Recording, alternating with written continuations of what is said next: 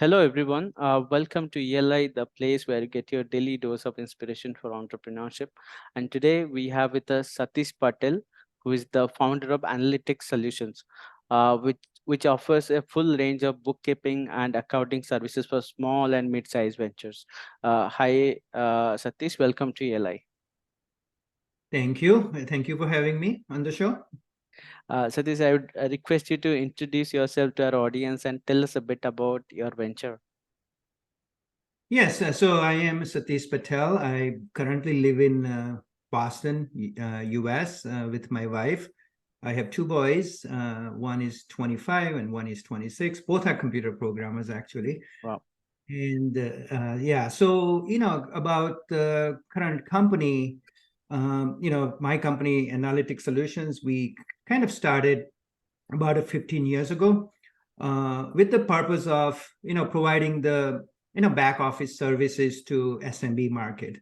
And our vision always been provide multiple services, so one-stop services like starting from accounting, finance, IT, manage IT, HR, virtual assistants, business transformation, not only transactional work but also KPO. So that had always been our kind of goal. And, we've been growing about 25% a year. Currently, we are about 900 people. Of all our clients are based in US, but we have a pretty big office in India. We have about 900 people in India. And one of my social purposes was that, how do I give back to our country where I grew up for? And that's where I kind of 15 years ago, we decided that, okay, this is probably the best way to capitalize on opportunity where we give people an opportunity to build their career growth in India as at the same time they have an opportunity to work with the US businesses. Satish, we'll talk more about Analytix Solutions, but before that, can you tell us a bit about your pre-entrepreneurial journey? Like, where did you where were you born and brought up? Where did you study? Which all companies did you work for initially? I understand you co-founded other ventures as well before Analytix. So tell us about it, the entire journey before Analytix Solutions. Yeah, sure. So I was actually born in Zambia, Africa.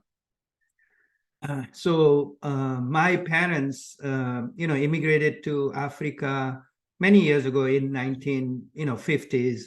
And, we were five siblings. Unfortunately, because of our financial situations, we grew up at the different places, So me and my sister, my older sister grew up in India.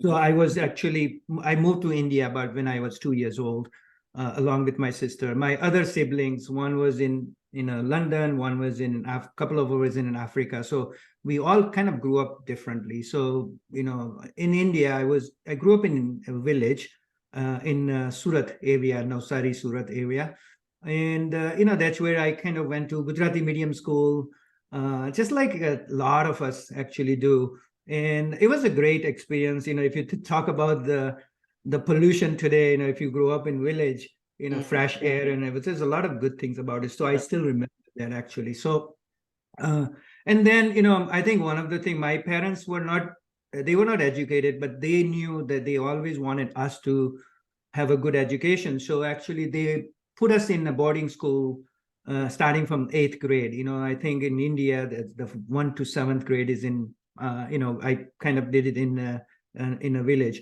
but then I went to one of probably the best, the boarding school, and that's where I hated it initially, but then after 4 years, and that was probably one of the best thing kind of happened to me, personally. So then I went to MS University. My degree was in organizational behavior, not accounting actually, and it was. MS University is one of probably good university in India. So I did my graduation. Now at that time, the economy was pretty bad. You had very high unemployment. If I could get a job for 2,000 rupees per month, I would have taken it. But there was no jobs for especially BCom graduates. And so my sister was in US. So she said, if you're not doing anything, come along and we'll figure out something. And how when we were growing up US, in India, US was always like, oh, they go to the moon and they do really amazing things. So I had a good kind of, so let's find out. I was a little nervous as well because, then you see, oh, here is I am a boy, village boy, can't speak English. And here I go to US and how would I fit in? But I said, okay, my sister gave me some confidence and, so I arrived here. And I think the first thing I needed to do is the communications, and my English wasn't that good at that time. So, focused on so I took some odd jobs there, at night, convenience stores and, manufacturing, putting things together. So we did a lot of, I had to do a lot of odd jobs. But then, I decided to go back to school. So I went to one of the good business school here in US and started doing accounting. And so it took me a while because, I was on probation first couple of semesters because of my communication skills. But after that, I think the thing probably excited me was, what the US is actually the entrepreneur spirits. Like you hang around with the people, you become who you hang around with, right? And so, I kind of was lucky to, find some friends, some entrepreneurs. I was lucky that my family had a business here, my sisters and my brother. So, I had an opportunity to observe. So, that's where probably my entrepreneur journey. Then I did my CPA, and I was probably one of the few people who passed the CPA exam on first shot. So that gave me a confidence that, if you work hard, nothing is difficult. Basically, you just have to put some effort. So that's where my journey started. Now, unluckily or bad luck, just like in India, at that time, the economy was pretty bad. So I couldn't find a job, even though I had the CPA. So I moved to Boston when my brother was here and he was in technology area. So, I was able to find the first job and as a CPA, worked as a CPA about 10 years. That's where I got a lot of my experience in accounting field, the consulting, tax, and and then we while I was working, we started a chain of my wife and I started a chain of video stores. Actually, at that time, that time the Netflix wasn't there, so it was pretty lucrative business. Now, going back to India, actually, when I was in a college, I always liked entertainment business. I used to actually bring a lot of musical group in our in our college where I my hostel, and it was just to entertain the students, and it kind of stuck with me. And so I said, okay, let me do something with the entertainment. So that's where my wife and I started the video stores. Now I kept my job, and my wife started, and we kind of was the first venture for me personally, and it did well. Actually, we ended up opening about a dozen stores. Wow. And and then we ended up selling to one of the public company later on, when we found out that, okay, the blockbusters of the world was coming, and also Netflix. So we saw something that, hey, this is technology will, so we got out of in time. Then I joined my brother's company, who had was in a technology company, and we grew it to a good sized company, and then we sold it to a public company as well. So so all along the line, I mean, what my experience always been SMB market, small to mid-sized businesses. And one thing I noticed that all these small companies need different type of help. When you're growing, you need HR, you need accounting, you need marketing and sales, but they can't afford. And so that's where I think, say, I kind of, and then I know that I wanted do something with India, because this is where I grew up. And I think one thing I do believe, that India has so much talent, actually. It's just that sometimes they need some molding, they just need some mentoring. And I think, and show like this, actually. So I was very excited to be here, because you guys do a great job on spreading that entrepreneur spirits, and that's what you need, some type of exciting mentoring. So you guys have been doing a great job with that. So so in a combination of both, like, okay, I have an opportunity to do something in India, and at the same time there was a need for a service in US. So that's where we started Analytix, with the goal that we wanted to provide the tools and resources to small to mid-sized company that only big companies can afford. And that's how the journey started. Got it. So I think multiple ventures of starting a video store and selling, then a tech company and selling it to another publicly listed company.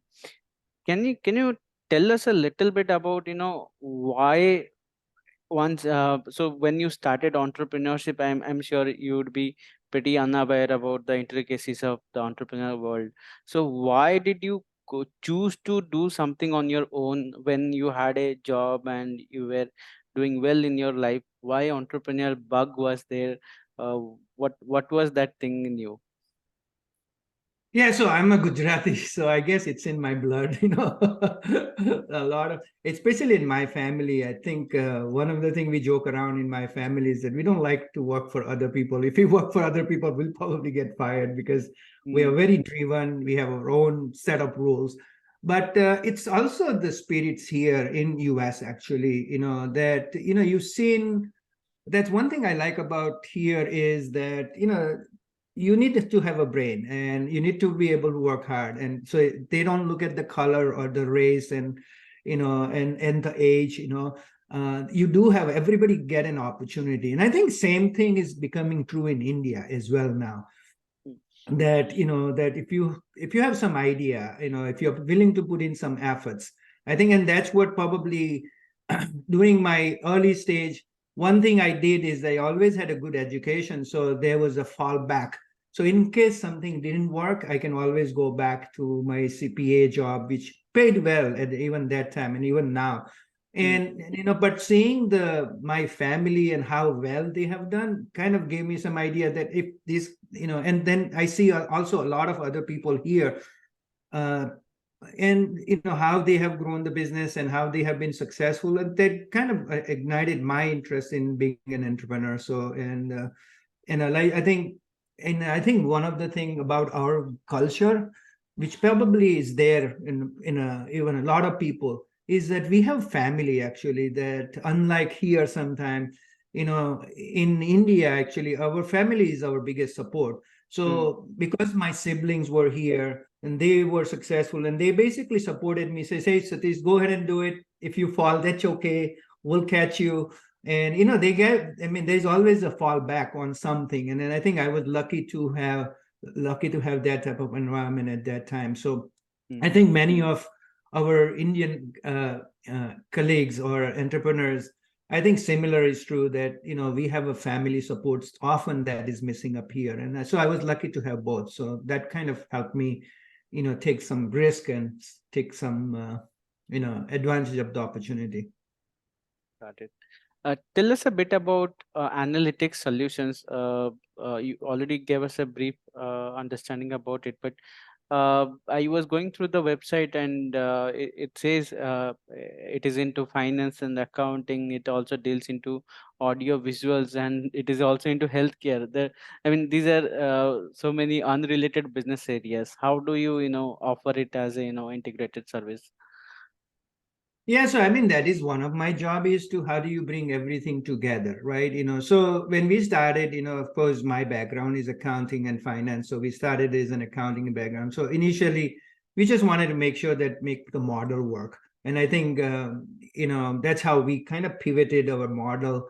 That initially we were more transactional based, but then we find out. I mean, one of the thing bothered me is a lot of people when they up here in US, when they think of India, they always think about, oh, we do data entry and transactional work. And actually that's not true at all. I mean, I think we are capable of doing a lot more difficult stuff. And that's what I wanted to say. Okay, we don't want to be just a BPO. We wanted to be a KPO where we actually can provide a lot of value added services like advisory services. So that was always the goal. So we started small and then we added a lot of services. So when we talk about services, accounting, within even accounting field, not only the bookkeeping, but we also do controller, CFO. We're getting into a lot of business analytics and AI now, and which is basically needed in small to mid-sized businesses, but they can't really afford it. And a lot of our competitors are more focused on transactional work, and I think that gives us a little bit competitive advantage. as far as audio video, sometimes you know how it happens, and I'm pretty sure it has happened to you. You get lucky and something fall in your lap. So we had one friend who actually came and say, hey, can you offer a CAD design? And this is kind of a niche. Mm. And you know, we started doing that. Now, interestingly, what happens is, so we focus on the AV industry, the audio video industry, right? And we provide the CAD design. So if you look at all this, like you know, I visited the Modi Stadium, Narendra Modi Stadium in the IPL, not the last one, the previous one when Gujarat won. You know, you see all these big screen, the TVs and the sound system and everything. That's what actually our CAD design designs, big stadiums and the wiring and the speakers and all those type of things. So it was interesting. So we have a pretty good size client. Now, the good thing is that that particular industry, it's not, we started with the CAD design, but the same clients require accounting services, IT services, and a lot of other services, you know. So that's where actually, you know, so one of our focus is the AV industry, and, you know, we do provide a similar happen in the medical billing as well. You know, basically our focus is healthcare, and one of the services we offer is billing, but the same clients would buy a lot of subscribe to some of the other services. So that's kind of long term. Our model is more going deep within the industry and be really good at particular industry, but offer multiple services. Got it. Uh, can you tell us a little more about your clients, like which all states, where are they placed geographically, which industries do they belong to, and how do you acquire them? Yes. So, you know, I've been here for, you know, more than 30 years. And so a lot of our, you know, a lot of our businesses actually, it's through the referrals. And, you know, and we always kind of believed in providing a quality services. So one of the things I learned from, you know, because my background in professional services, you know, you don't have to be the cheapest. You have to have provide the best value. And I think, you know, initially we were more commodity. Now we are more like, you know, we are probably one of the most expensive outsourcing company or KPO company. And that's reason because we want to compete with the US market here, you know, the people who are providing services here, not necessarily from, because you know, it's a, you know, because of the quality of services. So because of our network, we have developed we have like a lot of direct clients. Direct clients means we go to end clients directly, but we also have a lot of channels, like a lot of CPA firms, the, you know, the consultant, the industry specialist. So we actually partner with them. They actually private label our services and they kind of sell it to their clients. So through partnerships, I think we've been able to grow a lot. We also have a marketing, of course, marketing and sales department. We actually do a lot of business development from our India office. So each vertical would have a, you know, the business development people. We also have a strong marketing, probably 20 people marketing team in India. So their job is to basically also to reach out to and find the, you know, the clients for us. So, you know, so yeah, I mean, focus is more on the small to mid-sized business growing company, people with the growth mindset, people who actually believes in using the technology, because, you know, if you're not using a technology, then it's very difficult to kind of work with us because we use a lot of technology tools. Got it. You said you have a good marketing team as well, and you do a lot of marketing for your services. But the most of the service companies that I have seen, their business is mainly from word of mouth, and they don't do a lot of marketing. So, can you tell us what are the unique things that you do inside the marketing vertical? How do you promote your services through marketing? Yeah, so, you know, the marketing role is not necessarily just to get the leads, be honest with you. I think even when we get the referrals, I mean, you know, their basically goal is to help us build the brand, right? And, you know, when people want to do business with you, when they heard from you two or more than one places. So what we do is we go to trade shows, they see Analytix. When we, you know, when we basically we send a lot of emails and marketing campaign, they see you know, Analytix through our partners, through network. And so their job is to say, okay, create a lot of testimonials and case studies and the collateral material. So when we actually getting a referral is easy for us to convert because our brand is there, right? So I think it's not necessarily that, oh, we have a salespeople just calling and that's how we get. A lot of our business is still, I think, a lot more than 50% of our business actually coming from referral. But how do we increase the conversion rate is through the branding. And I think that's what the marketing kind of has been strong in our case, is that they do a great job on, when we are at the trade show, make sure that our names are out there. We do webinars, we do like podcasts like this. So they put us in front of more like a thought leaders, right? Any big challenges that you have faced so far while building and growing this venture? Well, any major challenges you're talking about? Yeah. So, I mean, there's always, the risk is the financial risk. And when we are growing 20 to 25% a year, I think one of the definitely challenge, and I would be lying if I didn't say that, is that, the managing the team in India is, the mindset of the people sometimes can be challenging. And we we have a great culture that we spend a lot of time building the right culture. So people with the that the grit have an opportunity to grow with us.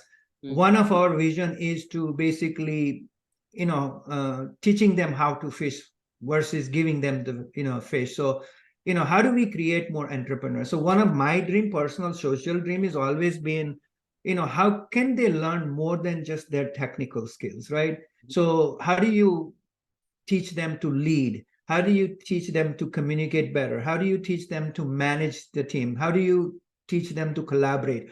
And I think we do a good job. And I can tell you that some of the people who have left analytics and they've started their ventures and they actually growing, they're hiring more people. So that's how we can make a difference, and so I think that's one thing that we have done reasonably well, is to kind of giving them so we have a saying in our analytics that we can't guarantee you the lifetime employment, but we can guarantee if you are here with the 5 years with us, 5 years, then you always be employable, because we kind of mold them into just a career growth point of view, not only in their technical skills but also a lot of other skills that I just mentioned.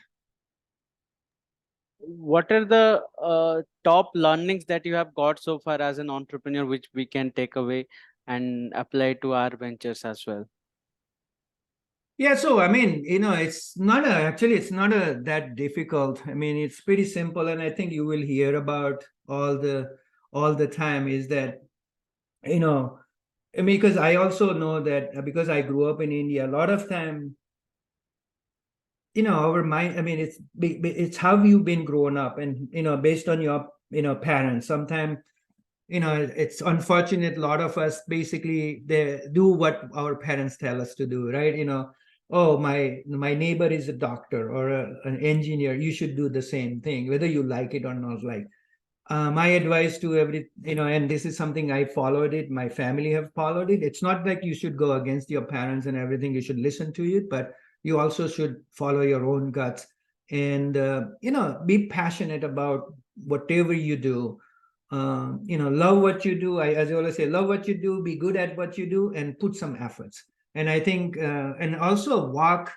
You should. One of the thing about us is analytics is the line. I mean, the integrity and the respect. The value system that we have. So you always want to stay within those guidelines and not go outside. It's easy when you are making money. It's easy to go outside and then getting into trouble because we become greedy. And so as long as you kind of stay within those bounds. So I think those are the things that I always say, that don't give up that easily.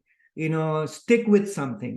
Give a long enough time to make something work, because a lot of times, sometimes what happens is, and I see that in our company also, somebody offers 1,000 rupees more or 2,000 rupees, they'll change the job. Not, they sometimes screw up their career just so they can make more money, versus sticking with something, making give it a long enough time to make it work. So focus on more on experience versus money, especially in early part of your life, right? Get more experience as much as possible, because that will compound, over later period of time. So I always say that, okay, you can work 8 to 5 and just be happy and everything and work all your life, or put in extra time initially and really put some effort so you can enjoy your life a little bit later. My final question before we wrap up, tell us, what is the definition of entrepreneurship as per you? How would you define the term entrepreneur? It's it's more about you know let me put it differently. So the entrepreneurship is more about willing to get out of your comfort zone. Basically, we kind of used to staying in our comfort zone, and it's not it's not bad, right? So entrepreneurship is, I think, especially as our case, we have a lot of support systems, so take advantage of it. And I think it's not necessarily just for the money, but it's more about every day I'm even at this age, I'm still excited to go to work and everything. So for me, it's entrepreneurship is more getting out of your comfort zone, do something that you are passionate about it, and really put some efforts and be really good at it, so you can be proud of yourself. And the other thing is about entrepreneurship is always have a social purpose, that we all actually like money. And trust me, if I would be lying if I say I don't like money, but it's more, what do you do with the money? So my goal for Analytix is that, hey, how can we hire 2,500 people? Right now we have 900 people. How can we make a career growth plan for 2,500? So always have a social purpose. So entrepreneurship is not just about making money, but also, if you do end up with making money, have some type of a social purpose that can, we come to the earth, we have to pay the rent, right? And so not everybody thinks like that. We take and not give it back. So that's, for me, entrepreneurship is give it back to the society. Thanks for joining us, Satish. It was a pleasure to have you on our platform, and our best wishes for Analytix. Thank you so much. Appreciate your time. Thank you. Thank you.